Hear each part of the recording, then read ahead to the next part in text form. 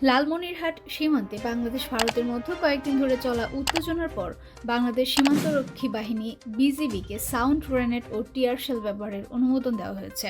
সোমবার দুপুরে সাংবাদিকদের এক প্রশ্নের জবাবে এ তথ্য জানান স্বরাষ্ট্র উপদেষ্টা লেফটেন্যান্ট জেনারেল অবসরপ্রাপ্ত মোহাম্মদ জাহাঙ্গীর আলম চৌধুরী। উপদেষ্টা বলেন, সীমান্তে সবসময় প্রাণঘাতী অস্ত্র দেওয়া ছিল। অনেকে প্রশ্ন করেছেন বিজিবি কেন সাউন্ড গ্রেনেড মারেনি, কেন কাঁদানে গ্যাস মারেনি, কিন্তু এগুলো তো বিজিবির কাছে নেই। তাদের কাছে প্রাণঘাতী অস্ত্র, যেটা তারা ব্যবহার করতে পারেনি। এখন আমরা তাদের অনুমতি দিয়ে দিয়েছি, তাদের জন্য এসব জিনিস ক্রয় করা হবে।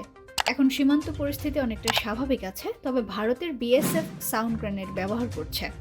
বৈঠকে জানানো হয়, সীমান্ত এলাকায় চোরাচালান, অনুপ্রবেশ এবং অন্যান্য আইন শৃঙ্খলাজনিত সমস্যা মোকাবেলায় বিজিবির কার্যক্রম আরও জোরদার করতে হবে। এজন্য সাউন্ড গ্রেনেড এবং টিয়ার শেল ব্যবহার করার মতো সরঞ্জামের প্রয়োজনীয়তা উঠে এসেছে। বিজিবির ব্যবহারের জন্য এই সরঞ্জাম কেনার অনুমোদন দ্রুত কার্যকর করা হবে। বাংলাদেশে অবৈধভাবে বসবাস করা বিদেশিদের নিয়ে তিনি বলেন, এর আগে একটি সার্কুলার দিয়েছিলাম যে আমাদের দেশে অনেকেই অবৈধভাবে বসবাস করছেন, তাদের ভিসার মেয়াদ শেষ হয়ে গিয়েছে। ৪৯,২২৬ বিদেশি বাংলাদেশে অবৈধভাবে বসবাস করছিলেন, এখন সেটা কমে আসছে ৩৩,৬৪৮ জনে। আগামী ৩১ জানুয়ারি তাদের সময়সীমা শেষ হয়ে যাবে।